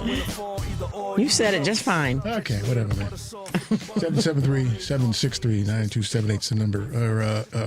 So we're on the heels of the 4th of July weekend here, celebrating 250 years of tyranny. Congratulations on that. Got to do better. To see if you can make the next 250 a little better than all the murder and mayhem and plunder that you've done these 250 years. Do better, right? Okay, y'all don't like that. Don't nobody read nothing. That's the problem. Y'all don't read nothing. Steve from Des Plaines. Steve, what's up, man? Hi, Steve. Good afternoon, folks. I'm enjoying your show here. What? Really? Today? Huh? This rainy, kind of crappy Sunday. It's interesting. I'm 73. I'll be 73 August 4th, actually. 4th of July has always been a 30-day countdown to my birthday. So, and when I was in the Marine Corps, it was interesting that the two NCOs ahead of me, I had a section sergeant, Sergeant June, and then our the master gunny of our division was a boy. They're both black Marines, and these two gentlemen were the finest men I'd ever served with in the service, and it was interesting because they would talk about a lot of stuff you guys are talking about, but I think it was interesting because Sergeant would say, well, you know, I give meaning where humans, and he was an educated man too. So human beings give meaning to things. That's what makes us human. We apply meaning, and they elected to serve. They're both Vietnam vets, and it was somehow they compartmentalized it, and they just went on, and they were very proud men. And I remember celebrating the 4th of July overseas. We were in Iwakuni, Japan. We were the 1st Marine Air Wing, and they had an interesting philosophical approach towards a lot of things you guys are talking about. So I just thought I'd kick that in, and I'm a lover of history, and I guess I put stock in the slow evolution. You know how slow and how painstakingly slow it is for us to get it right. Anyway.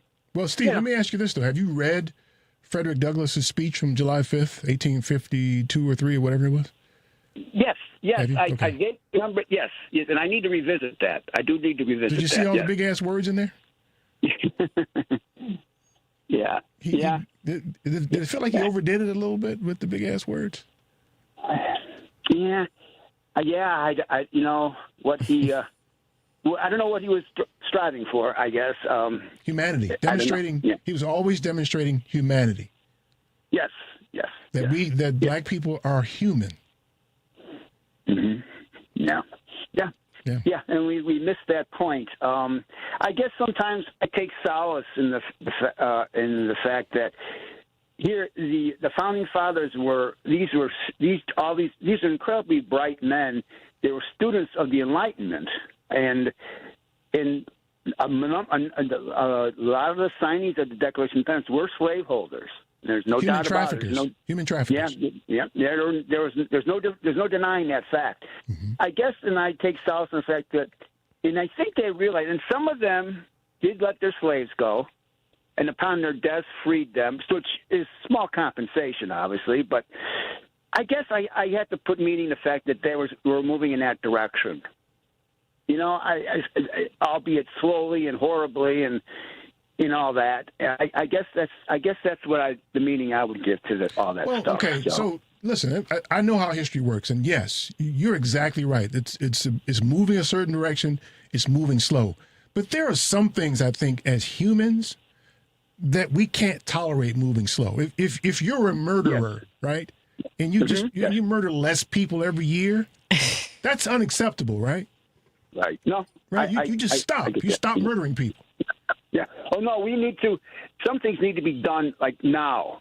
You know. Right.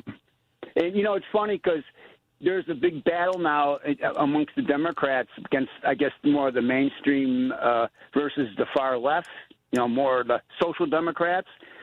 And I'm of the opinion that we get power back here, at least some power back in November, and maybe the whole Megillah in 2 years. We go full metal jacket for health care for everybody. I mean, full agenda. Like an FDR type approach, you know, a New Deal 2.0. And okay, so I got two questions for you, man. Did you see any combat? No, I was fortunate. I went to Japan at the tail end of Vietnam, and the closest I got to combat was when Vietnam was falling and the embassy was under siege. We were the backup Marines for the embassy Marines, okay? And if we were going to take a stand, we would have been called in. And we held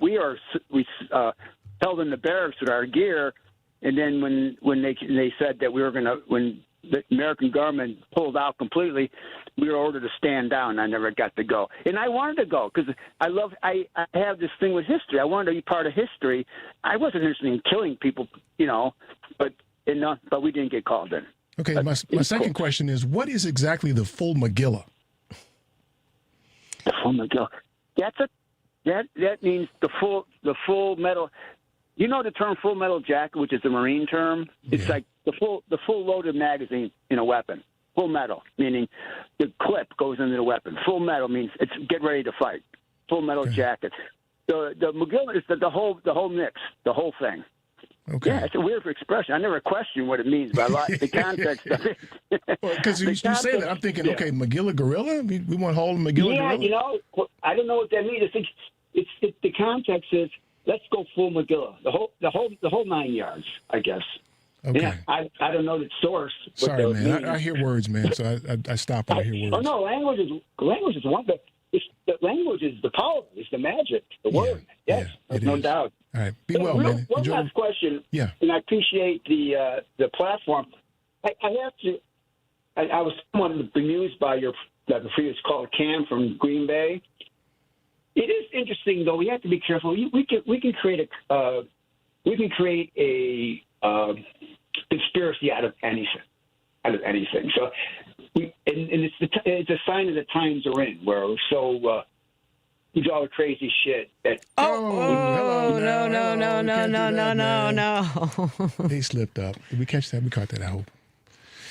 Okay, sorry, man. Sorry, we can't. No cursing. That happens this when that is happens. the radio. This is not a podcast. Okay, let's get Dave from Hoffman Estates. Hey, Dave, what's up, man? Hi, Dave. Hey, it's been a while.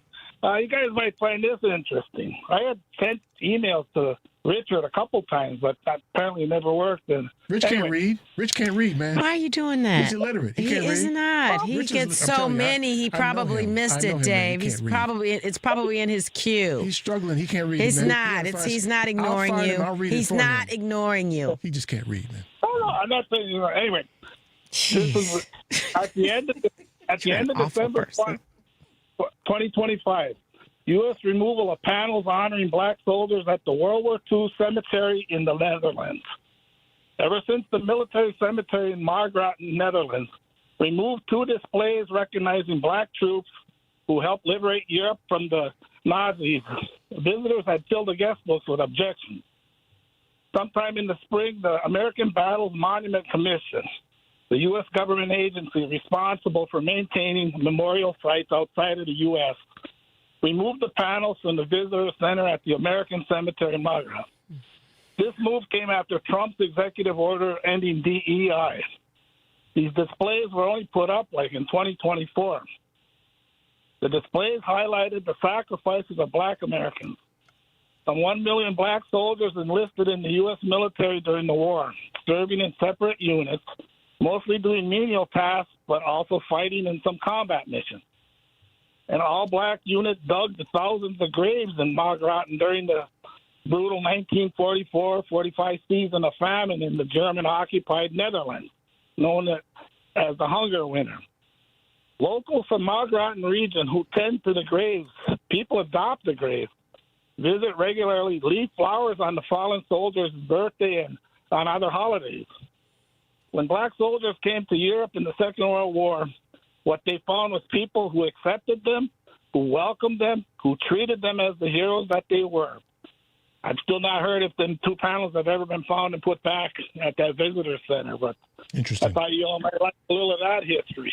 Interesting. Dave, thanks for that. Thank you, man. Dave. We appreciate that, man. Thank you. All right. Okay. Let's get Paul. I think he did his dishes by now. He can probably talk now. You finished the dishes, man, or what? What's up? Hi, Paul. What's up? Yeah, I haven't even started. I haven't even made any mess dishes yet. Well, you got to eat, man. What's I up? can't Eating get anything Pop-Tarts? done until How later. you eating, man? Yeah, actually, yeah, I am. I'm out of those, though. Okay. I'm out of Pop-Tarts. Okay. So, the Declaration of Independence, as the sentence says, we take these truths to be self-evident that all men are created equal. Yeah, okay. Except.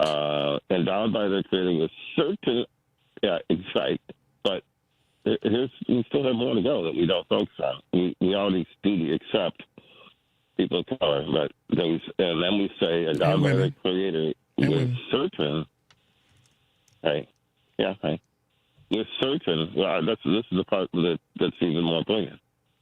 Endowed by their creator with certain unalienable rights. Among those are the rights of life, liberty, and pursuit of happiness. So you look at that sentence and parse it out. So first of all, when the sentence says certain unalienable rights, they're endowed with certain, that means it's a finite set. We take endowed by the Creator with certain is that this is a finite set. Not all your rights are endowed by the Creator. There's just certain ones that are. And among those, which is a smaller set, right, you have certain. And then among those, which means there are others, but these three are among those: life, liberty, and pursuit of happiness. So obviously, in this country, they can take your life, they can take your liberty, and that puts pretty much a kibosh on your pursuit of happiness. But there's something I read yesterday about the idea of this pursuit of happiness is as though happiness itself is elusive, right? You have to pursue it. You have to, chase it. And that led me to the conclusion that the kinds of things you have to chase are things that can get away or are also finite, like wealth and stuff like that. You got to get it before somebody else does. But here's the thing. Those rights that you're talking about, except for people of color, women, frankly, anybody who's not a white male. With land. White male with land. In 1948. Yeah, right. Mm-hmm. In 1948, Eleanor Roosevelt led a conference at the UN, and they drafted the Declaration of Human Rights. There are 30 of them in the Declaration. They were divided into two parts.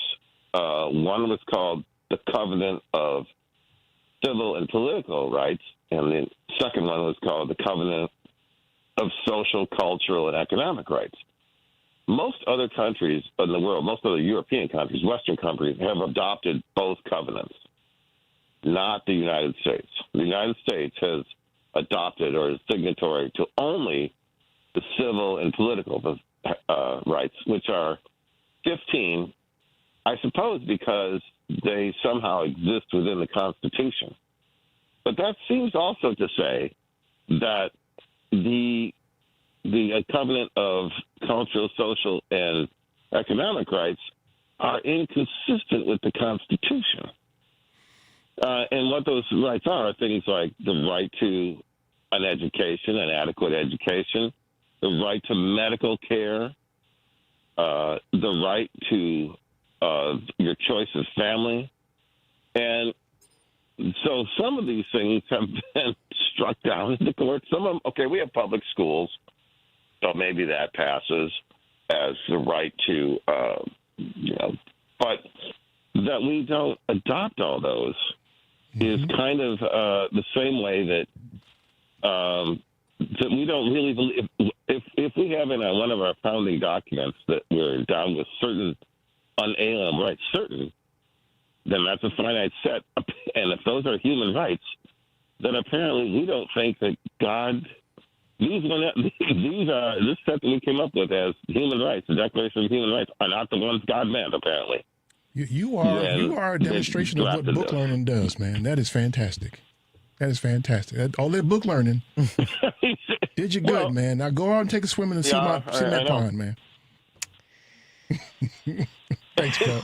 Well, we got to get a break, man. Only if Ellie Mae throws me in, There you go, dirty old man. Okay, thanks, man. Thanks, Paul. He broke that down, didn't he? Mm-hmm. Yeah. That's the thing. Okay, so Aunt Sherry's waiting for us. Do we know? You know Aunt Sherry? Aunt Sherry. Of course you do.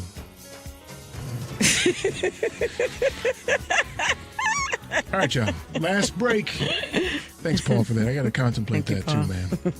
Stay tuned for more of the Family Meeting.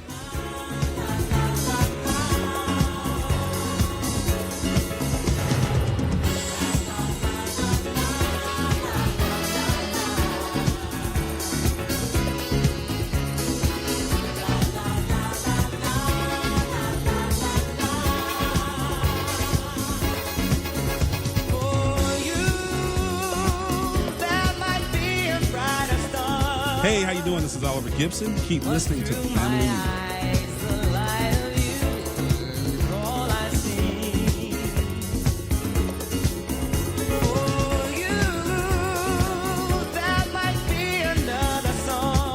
Itsashort.com. The website is itsashort.com, spelled ITSASHORT.com. We are the best designation on the internet for award-winning short film, video, and web series. Artists are from all over the world. They are award-winning from various festivals, but you can find us at info@itsashort.com, customer care at itsashort.com, and we'll get back to you straight away. Hi, this is Michelle from the Family Meeting. And let me tell you about the Villager Gift Boutique located at 2007 Ridge Road in downtown Homewood, Illinois. The Villager is your gift shop for unique, hand-selected, high-quality gifts.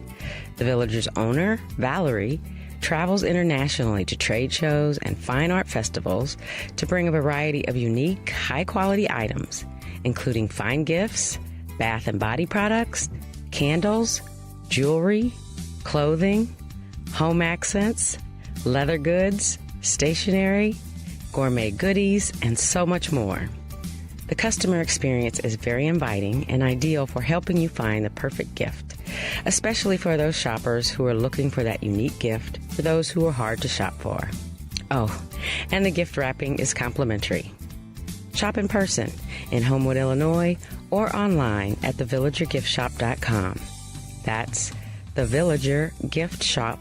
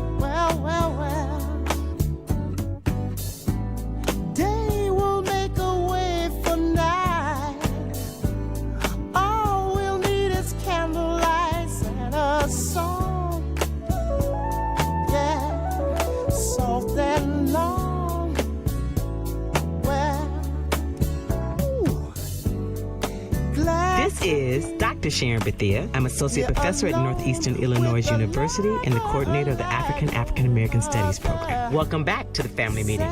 Speaking of butter, I sure wish he could sing like that still, man. Ooh, he struggles now to get that out. Is it recognizable though?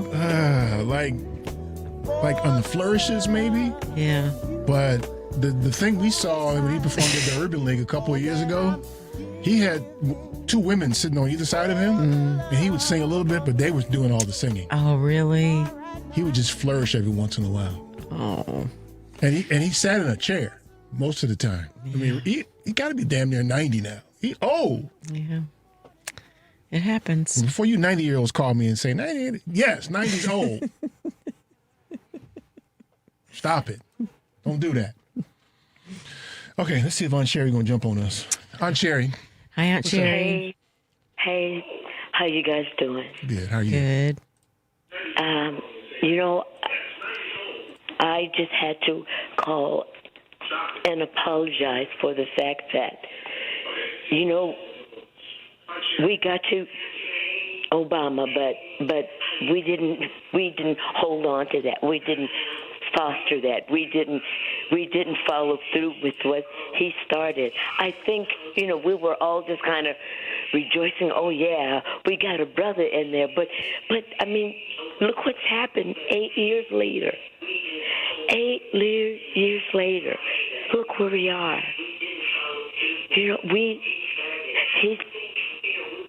Trump and his cabal, they're going to take it all, and they've taken it all away. And I feel that maybe my generation and the generation before me, we didn't warn you guys to go, this what we have is very tenuous. It can be easily taken away, and that happened in one election. Look, Aunt Sherry, isn't it the case that if it can be taken away, we never had it? No. I don't think so. And maybe we didn't have all of it, but we definitely knew that we had something, okay, that we should have built on. But I think, we kind of sat back and like, okay, we had Obama, but we forgot that David Duke and Trump, they all work in the back, and they're ready. They've always been ready. I mean, look how fast this happened. It is so frightening. I'm not frightened for me. I'm frightened for you guys and your kids and their kids' kids. It's like we can go back to 1865 in a minute. And in some respects, maybe because I'm just kind of, I'm just kind of, oh God, how did this happen so soon? That I felt that maybe, me and my generation before me, didn't take it a step further. Okay, we know this crazy, man with the hood and whatever he wears it at night. We know he's coming for us, but we didn't know it was going to be so, as they call it, stealthily. I mean, it was smooth and it was quick and it was very alarming. And I'm really realizing that now. When I hear you guys on the radio, it's like, okay, from 5 years from now, will we still have this? Will we still have this discourse on the radio? Or will these guys in sheets come along and just buy up every news outlet, every radio outlet, and it'll be like when Hitler and his guys, they walked up and down the street, to let we got y'all. It's over.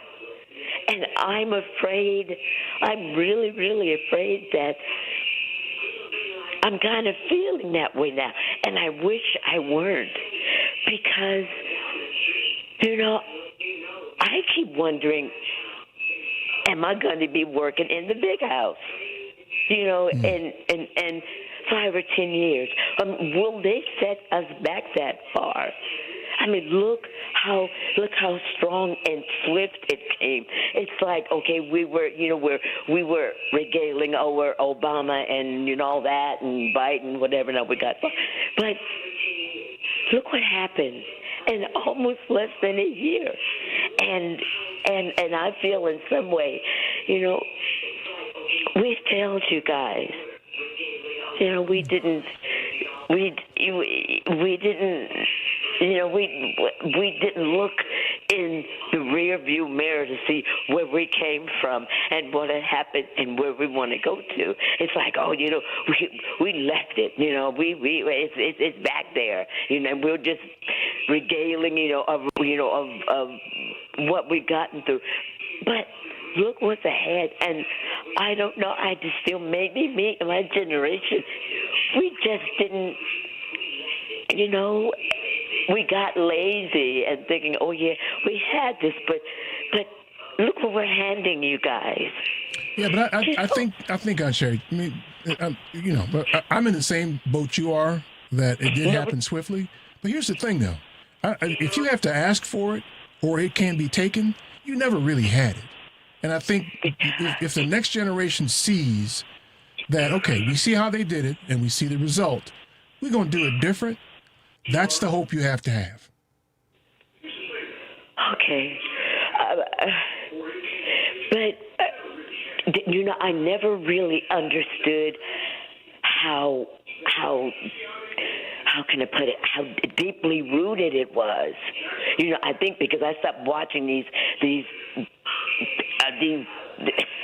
characters on TV, you know, outside of the White House, you know, preaching what they were going to do. And what kills me is that I didn't listen, because they're doing exactly what they said they were going to do. Yeah, they told us, and then they did it. And that's right. Yeah, but, you know, my generation, we didn't, gosh,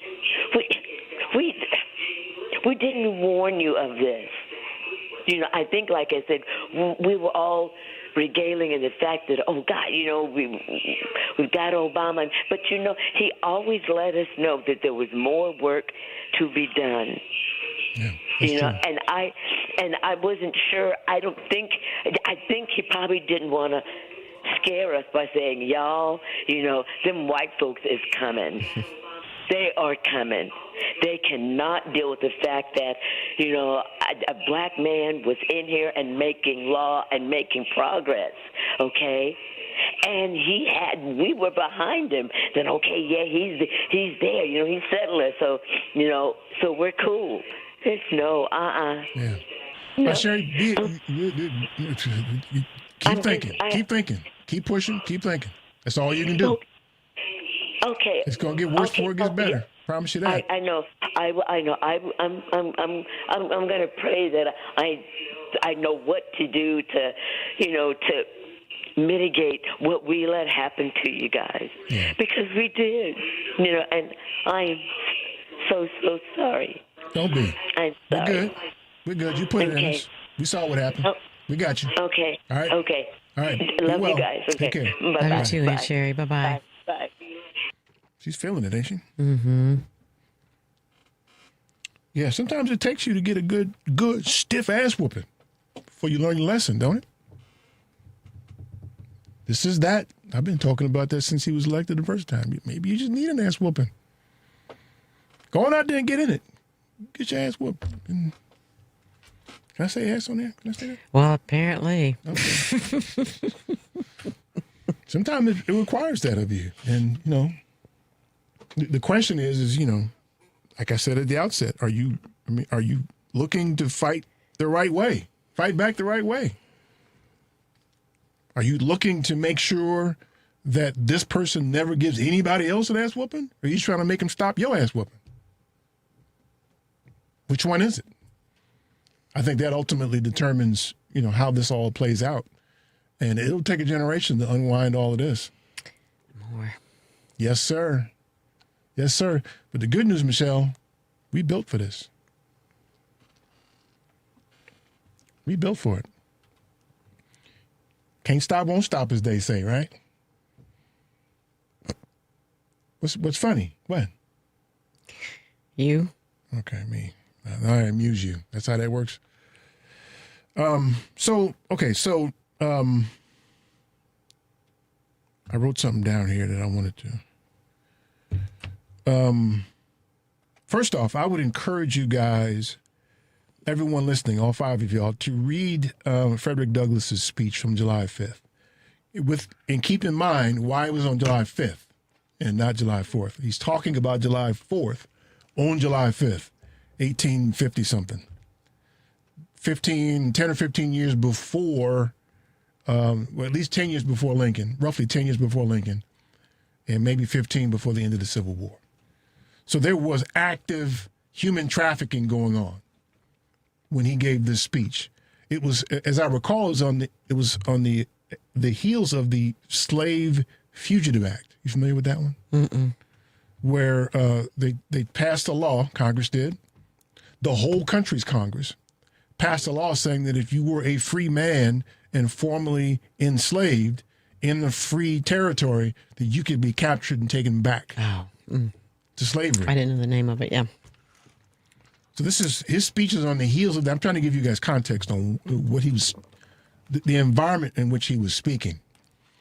And I think it happened in upstate New York, maybe Rochester or Albany or something like that, New York. Boy, I wish I could remember details sometimes. And he was speaking to a group of abolitionists who I presume expected him to come, Frederick Douglass, to speak on good stuff, flowery stuff, the kind of stuff Michelle likes, the one conversation at a time kind of thing, right? Right? Okay, you gonna do changing the world one conversation That's what at I a meant. time. That's what I meant. That. I think they expected this to be one conversation. And he started off by saying, "To hell with your July 4th." I paraphrase there a little bit. Sure. So I'd encourage you to read it. That's my backdrop. When I read that speech, I've seen James Earl Jones, I've seen Lawrence Fishburne reenact it with what they think is the emphasis that Frederick Douglass would have given. Frederick Douglass is characterized as a man north of 6 feet tall, statuesque with chiseled features, of a muscular build. And if you look at pictures of him, you can match up that kind of body to the face. And he escaped enslavement in Maryland, as I recall. Maryland. He escaped and became one of the foremost speakers on abolition in the country. And it's been said that he's the most photographed man in the country at the time. That's what I want you to know as you read, if you take the opportunity to read that speech. And that informs my sentiment about the 4th. That speech capsulizes my sentiments about that. There. Did I put it on you then? Yeah, sure. Damn, Michelle. See, me and you go, man. Me and you. Humoring people, man. You don't. It's on with you, man. Whatever. Thief. Hamburglar. Okay. Pocket full of stuff you done stole in the store. Yep. I know. All right, y'all. That's all the time we have. I do want to thank you for yours. We do this every Sunday from 4 to 6. And if you got time, come hang out with us. Tune into the family meeting at that time every week. I'm your boy E. That's your girl, Michelle. Hey. Peace. Talking about how you and your ex-man fight. Tropical sight, beach and white. Listen, seafood dishes, wine cooler, champagne wishes, waterbed head, fine dude with some riches. You're lovable, huggable. I love the cute mugging. As long as I'm around and down, nothing could ever trouble you. The preceding program, The Family Meeting, was sponsored by Polaris Insurance Agency, and to the extent applicable, their guests. The views and opinions expressed therein do not necessarily reflect those of Heartland Signal, LLC, or its management. NBC News Radio, I'm Rob Martier. Call it the Trump card. President Trump is thanking FIFA for clearing Fowler and Balogun to play for Team USA in Monday's round of 16 match against Belgium. Trump praised today's decision in a social media post. There are reports that President Trump called FIFA's president to personally make a case for Balogun's return to the pitch. The soccer star is eligible to play after FIFA lifted his one-match ban imposed by its disciplinary committee. Balogun was given a red card during the second half of the United States victory over Bosnia and Herzegovina. The U.S. is now looking to move on to the World Cup quarterfinal round for the first time since 2002. President Trump is preparing to attend the NATO summit in Turkey later this week. He's also speaking to several world leaders ahead of the trip. According to a Kremlin spokesperson, Trump offered to help find a solution to the Ukraine war during a nearly 90-minute phone call with Russian leader Vladimir Putin on Saturday. Ukrainian President Zelensky said he also spoke to Trump on the 4th of July. Huge crowds are mourning Iran's supreme leader for a second day. Lisa Carton reports. Tens of thousands flooded the streets of Tehran on Sunday, wailing and chanting, with some calling for revenge. Even larger crowds are expected Monday when Ayatollah Khamenei's casket will be taken on a procession through the streets of the capital city. Iran is holding a 6-day state funeral ahead of his burial on July 9th. Meantime, peace talks between the U.S. and Iran are set to resume after the funeral. I'm Lisa Carton. A manhunt is underway for suspects after 8 people, including several children, were shot last night in Brooklyn's Coney Island. NYPD Commissioner Jessica Tisch says a preliminary investigation indicates a man wearing all black fired multiple rounds into the courtyard where a family was having a barbecue. The victims include 4 adults and 4 children. A 21-year-old woman remains in critical condition. Rob Martier, NBC News Radio. This is Chicago's Progressive Talk, 820 AM, WCPT Willow Springs, and online at WCPT820.com, where facts matter.